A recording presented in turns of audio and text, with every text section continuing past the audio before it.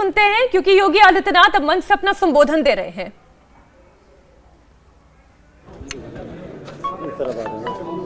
Bharatiya Janata party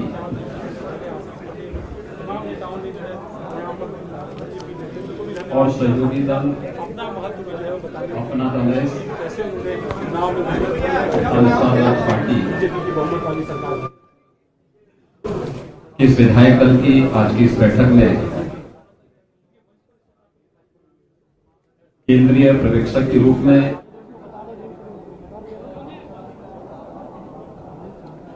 और सहयोगी दल अपना दल निषाद राज्य पार्टी के इस विधायक दल की आज की इस बैठक में केंद्रीय पर्यवेक्षक के रूप में यहां पर उपस्थित देश के यशस्वी गृह और सहकारिता मंत्री माननीय श्री अमित शाह जी,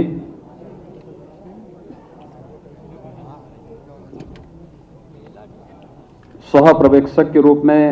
यहां पर उपस्थित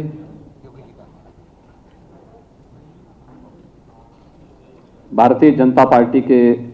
राष्ट्रीय उपाध्यक्ष सम्मान्य श्री रघुवर दास जी, उत्तर प्रदेश के चुनाव के प्रभारी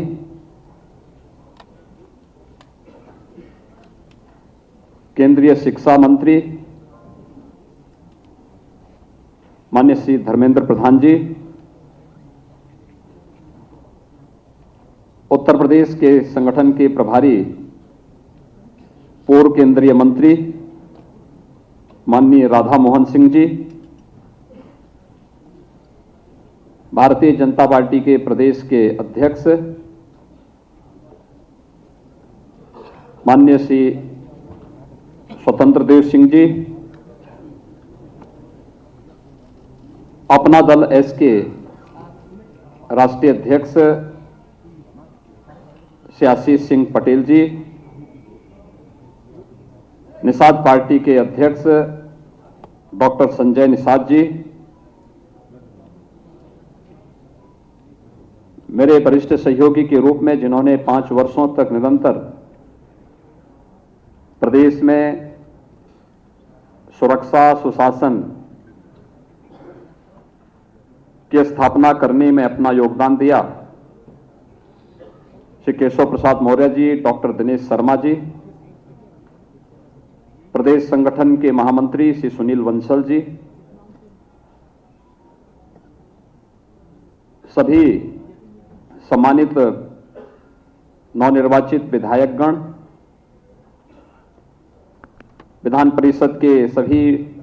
माननीय सदस्यगण,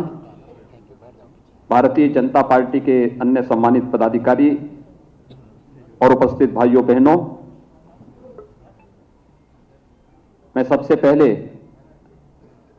आदरणीय प्रधानमंत्री जी का, अपने केंद्रीय पर्यवेक्षक माननीय गृह मंत्री जी का,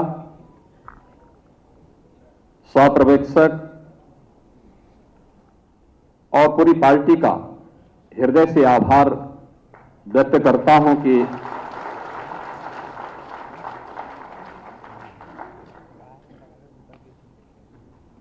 पांच वर्षों तक उत्तर प्रदेश जैसे राज्य में हम सबको सेवा का अवसर देने के बाद आदरणीय प्रधानमंत्री जी के नेतृत्व में प्रचंड बहुमत की इस सरकार की नई सरकार गठन के लिए मुझे विधायक दल के नेता के रूप में आज यहां पर चुना गया है। मैं आभारी हूं आप सबका।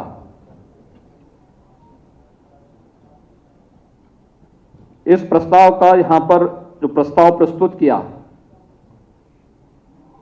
माननीय श्री सुरेश खन्ना जी, हमारे वरिष्ठ सदस्य हैं और विधायक दल के वरिष्ठतम सदस्य हैं।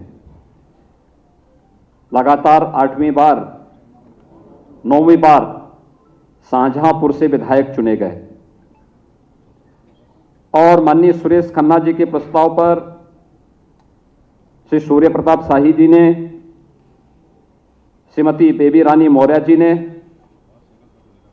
श्री राम नरेश अग्निहोत्री जी ने, श्री सुशील साक्य जी ने, श्री नंद गोपाल गुप्ता नंदी जी ने इस प्रस्ताव का अनुमोदन करने के साथ ही आप सब ने सर्वानुमति से इस प्रस्ताव को अपना समर्थन दिया है। मैं इसके लिए आप सबका हृदय से आभार व्यक्त करता हूं। भाइयों बहनों, उत्तर प्रदेश के इतिहास में यह पहली बार हुआ है कि कोई मुख्यमंत्री 5 वर्ष तक कार्य करे और फिर वह पार्टी द्वारा सत्ता में आ जाए। अगर आप लगातार पहले आम चुनाव से लेकर के अब तक देखेंगे तो पहली बार हुआ है और यह संभव हुआ है कि आदरणीय प्रधानमंत्री जी का मार्गदर्शन और उनका यशस्वी नेतृत्व, माननीय गृह मंत्री जी जब उत्तर प्रदेश के प्रभारी थे, उन्होंने उस समय संगठन की जो एक मजबूत नींव प्रदेश में रखी, राष्ट्रीय अध्यक्ष के रूप में उनके व्यापक दौरे और 2014 में केंद्र में आदरणीय प्रधानमंत्री जी के नेतृत्व में केंद्र सरकार के द्वारा सुशासन के लिए, गरीब कल्याण के लिए जो भी कार्यक्रम प्रारंभ हुए, 2017 में विधानसभा चुनाव के पहले लोक कल्याण संकल्प पत्र के माध्यम से एक एक योजना को उत्तर प्रदेश की जनता जनार्दन की सेवा के लिए समर्पित करने के जिस भाव के साथ यह अभियान प्रारंभ हुआ, सरकार और संगठन का बेहतर समन्वय, एक एक अभियान के साथ मिलकर के उत्तर प्रदेश की 25 करोड़ जनता जनार्दन की सेवा के लिए जो सुरक्षा का बेहतर माहौल, प्रदेश में गरीब कल्याणकारी योजनाओं को बिना भेदभाव के प्रत्येक तबके तक पहुंचाने का कार्य जिस प्रतिबद्धता के साथ हुआ है, जनता जनार्दन ने उसका सुपरिणाम 2022 के